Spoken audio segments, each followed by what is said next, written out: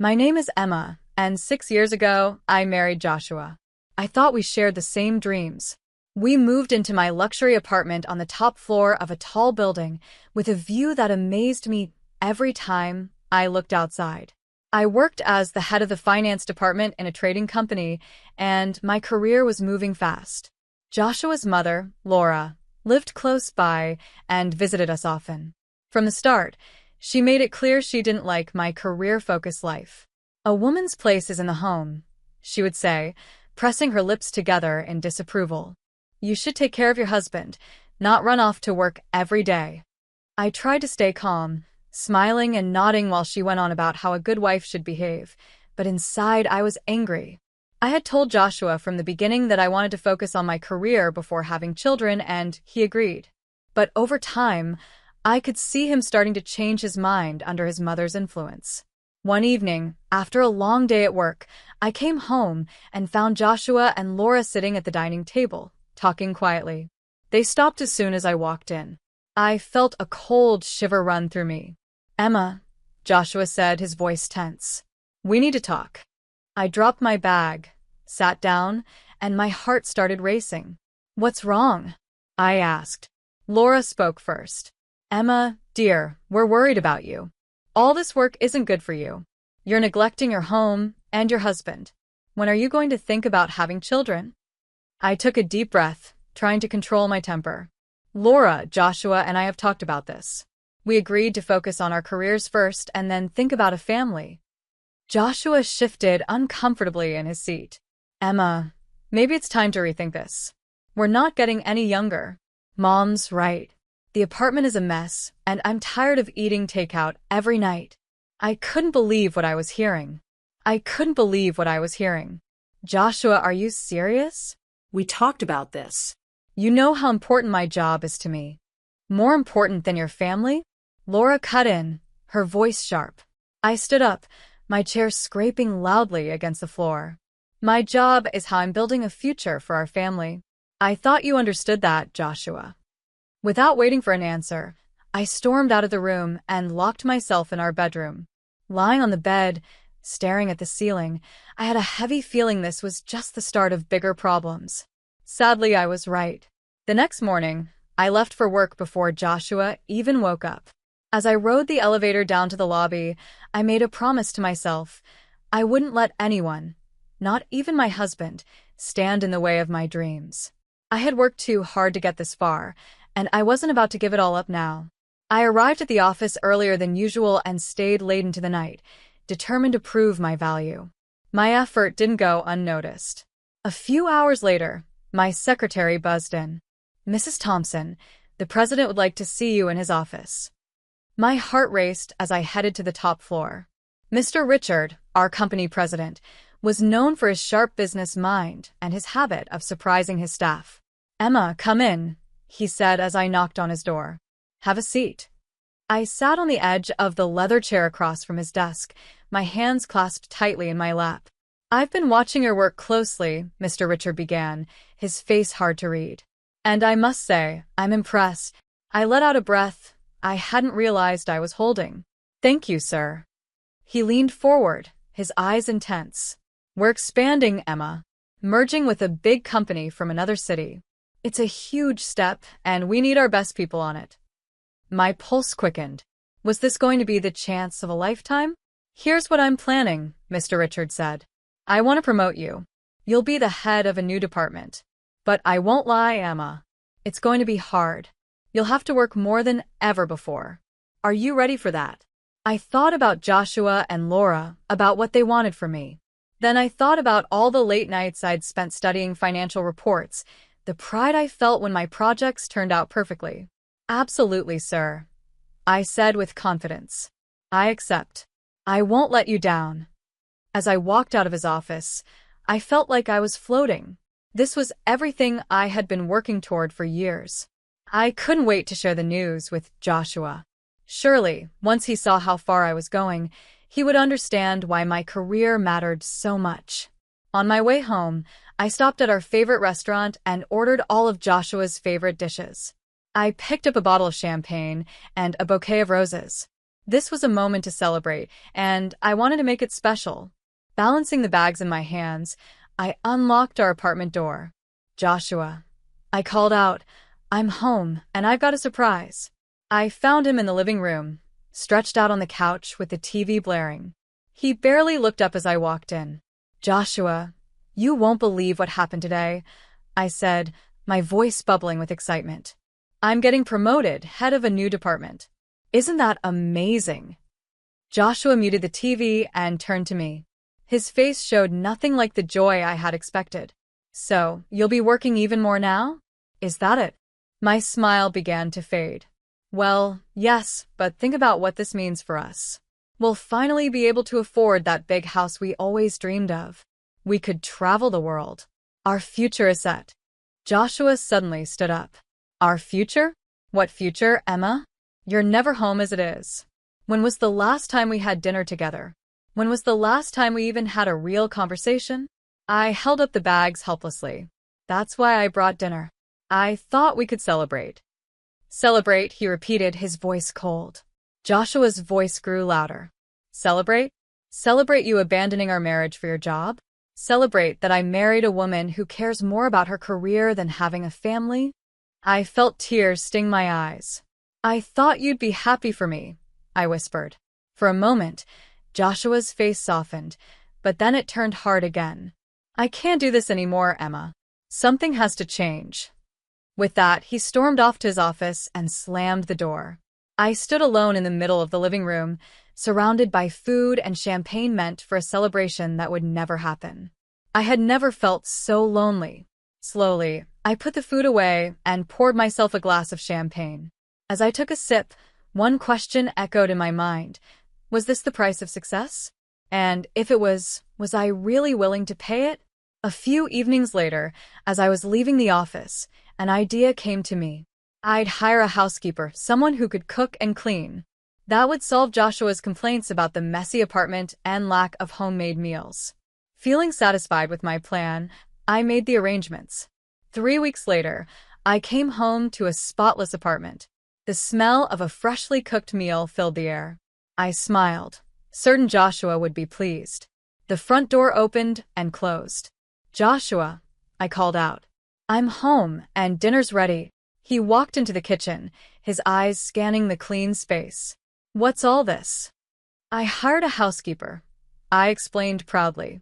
She cooks and cleans. I thought it would make things easier for both of us. But instead of the gratitude I expected, Joshua's face darkened. So, this is your solution? Hire someone else to do your job. That's not fair, I protested. I'm trying to find a balance. Balance. Joshua laughed bitterly. Is that what you call this? Tell me, Emma, now that you've found a replacement for yourself in the kitchen, are you planning to find a replacement for yourself in our bed too? I froze, his words hitting me like a slap. His words felt like a slap. How dare you? I hissed. I've done nothing but try to make our life better, and this is how you react. Joshua turned away. I'm going out. Don't wait up. The door slammed behind him, leaving me alone in the spotless kitchen, the untouched dinner growing cold on the table.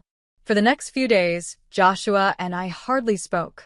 I threw myself into work, focusing on the upcoming merger. Numbers and reports were easier to deal with than the chaos my marriage had become. Then, one rare Thursday when I didn't have to go to the office, I decided to try again. I spent the morning cooking Joshua's favorite meals, set the table with our best china, and even wore the dress he had given me for our last anniversary.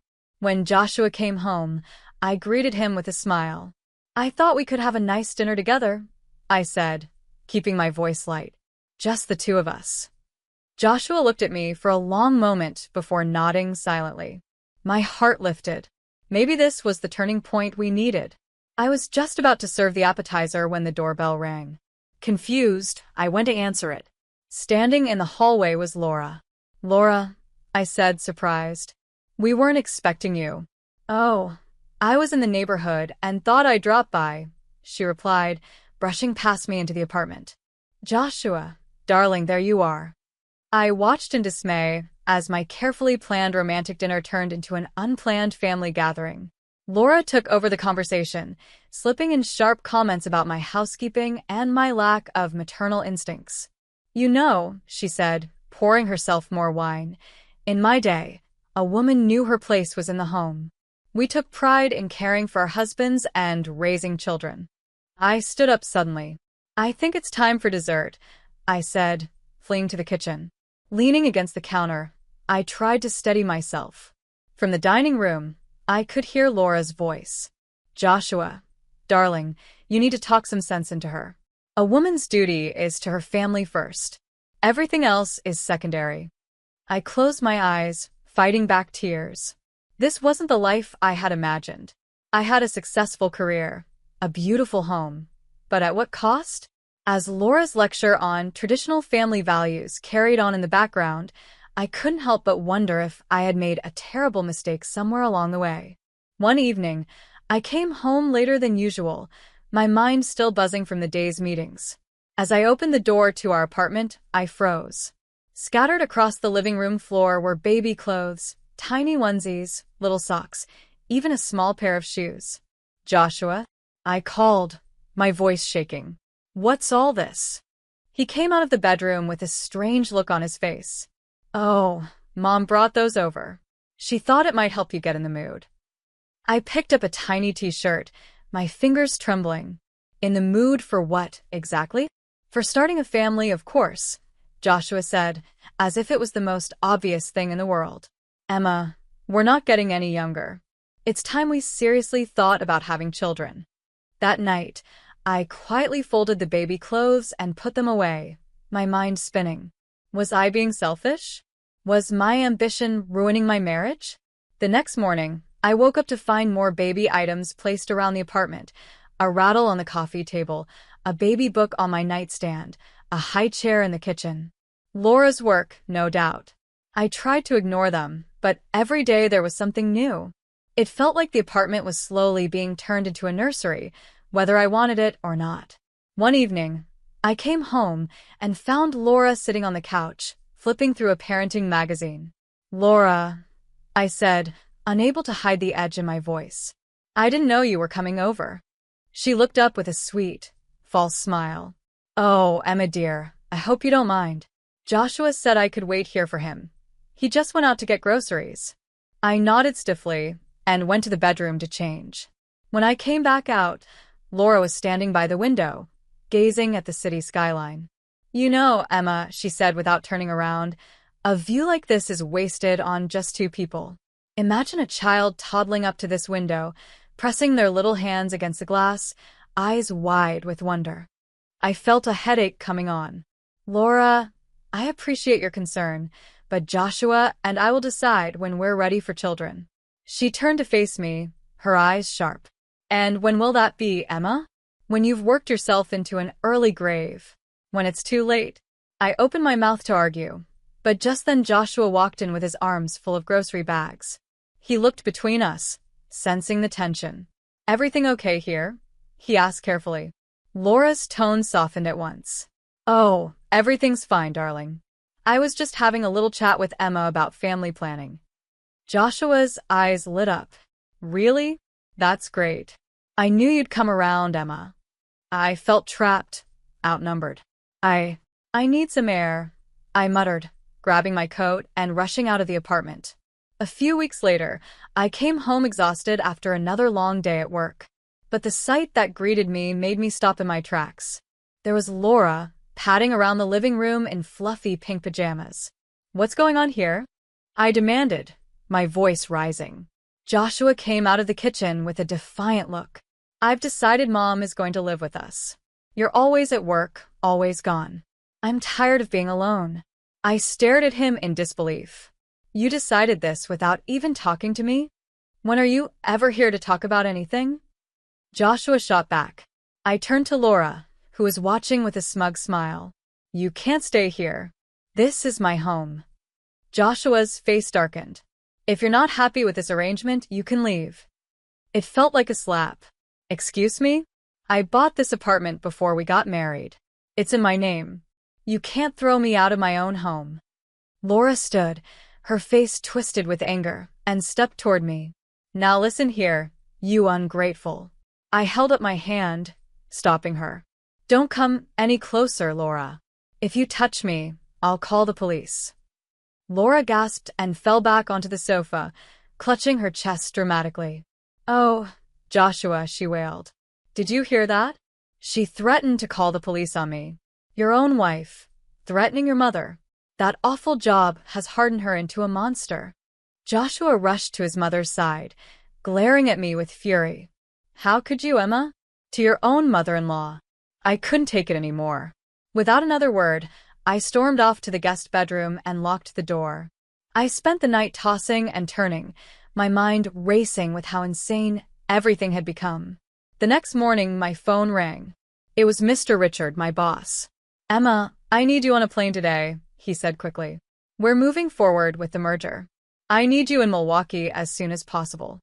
I had never packed so fast in my life. When I wheeled my suitcase to the front door, I was met by Joshua and Laura, both glaring at me. I have to go on a business trip, I said, my voice cold. It's for the merger. I'll be back soon. Joshua sneered. Don't bother coming back at all. The flight to Milwaukee passed in a blur. I threw myself into work, grateful for the distraction. The merger meetings were intense, demanding all of my energy and focus. But in the quiet of my hotel room, the truth would hit me hard. My marriage was falling apart. After a week of long negotiations and sleepless nights, I finally returned home. Standing outside my apartment door with my suitcase, I felt a mix of exhaustion and hope. All I wanted was to collapse into my bed and escape the world. I slid my key into the lock, but it wouldn't turn. Frowning, I tried again. Nothing. A cold dread washed over me. I knocked on the door, my heart pounding. After a moment, it opened. Joshua and Laura stood there in casual clothes, looking at me with smug, cold expressions. Why doesn't my key work? I asked, my voice barely above a whisper. Joshua let out a harsh laugh. I changed the locks, he said, his eyes shining with malice. You can come in if you're ready to choose your family over your precious career. I stared at him, stunned. What are you talking about? Joshua reached into his pocket and pulled out a stack of papers, waving them in front of me. He held out the papers. Divorce papers, he said. It's time to choose, Emma. Your career or your home. What's it going to be? I looked at Joshua, really looked at him. In that moment, I realized something important. I didn't love him anymore. The man I had married was gone, replaced by this bitter, manipulative stranger. Laura's sharp voice broke my thoughts. Well, we're waiting. Make your choice. I took a deep breath and stood tall. I choose my career, I said firmly, because I don't have a family or a husband. Not anymore. Joshua's face twisted with anger, but he shoved a pen at me. My hand didn't shake. I signed the divorce papers right there in the hallway. As soon as I finished, Laura grabbed my arm and shoved me toward the elevator. Good riddance, she spat, slamming the door behind me. I stood there, staring at the closed door of what used to be my home.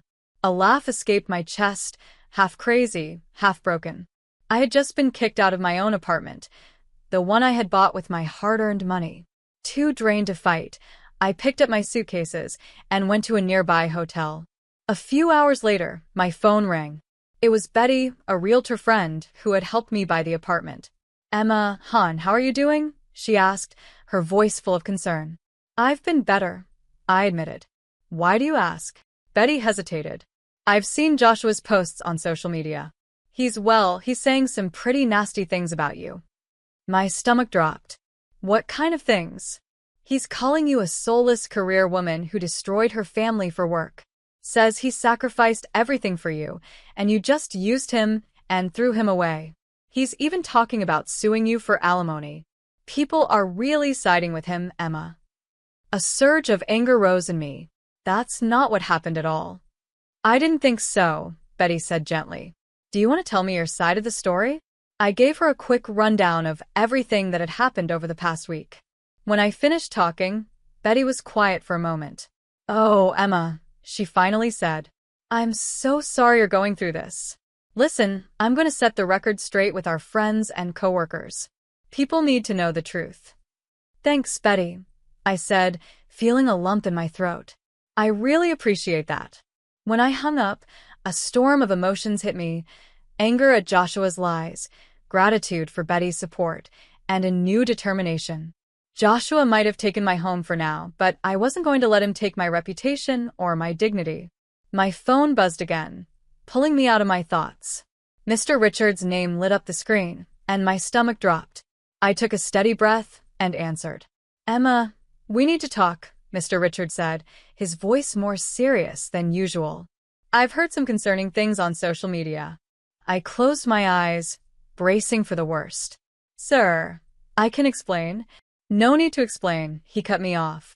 I want to hear your side of the story. Relief washed over me.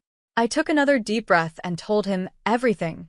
The arguments, Laura moving in, being locked out of my own apartment, and Joshua's smear campaign online. When I finished, there was silence on the other end.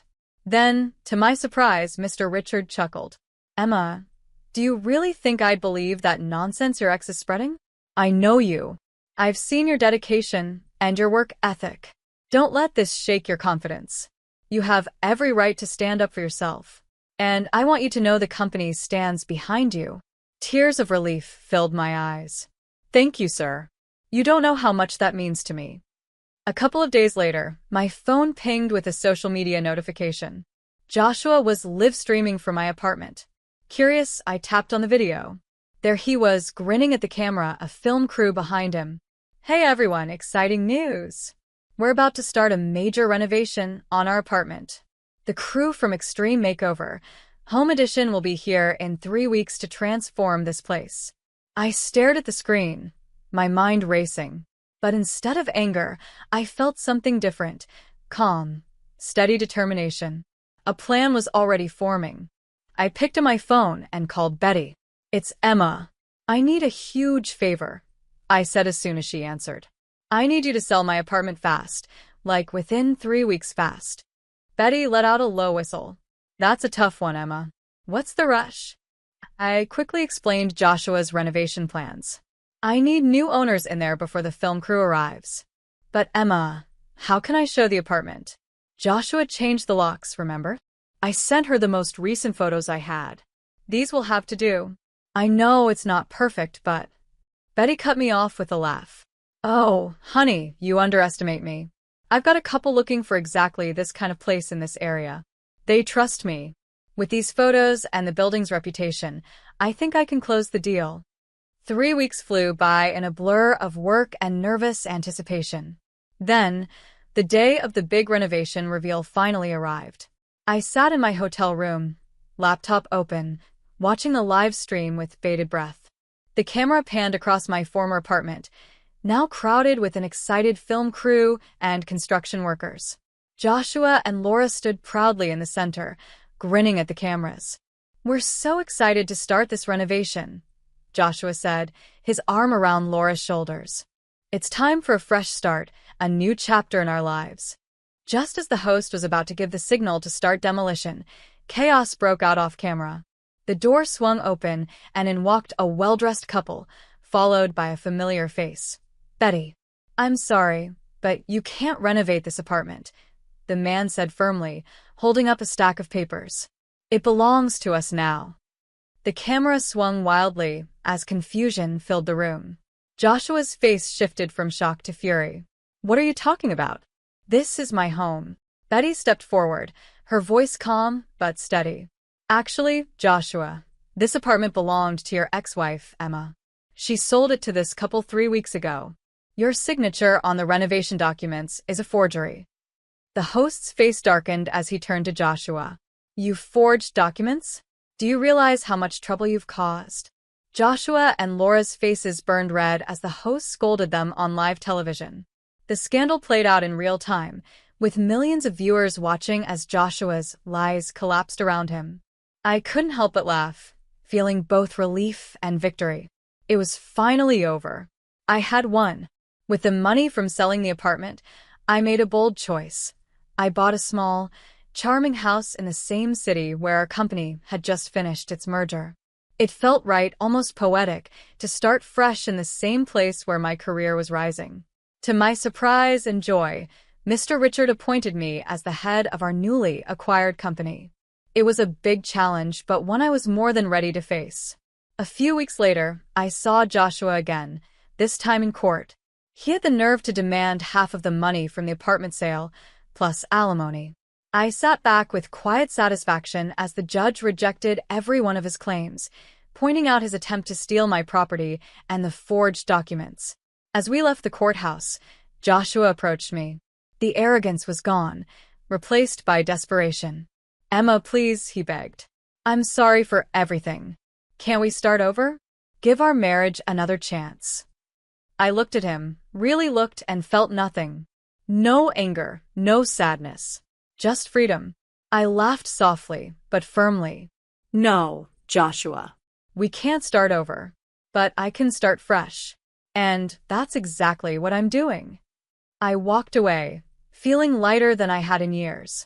My career was soaring, I was leading a successful merger, and I was respected by my peers and superiors. Best of all, I had a beautiful new home, one that was truly mine.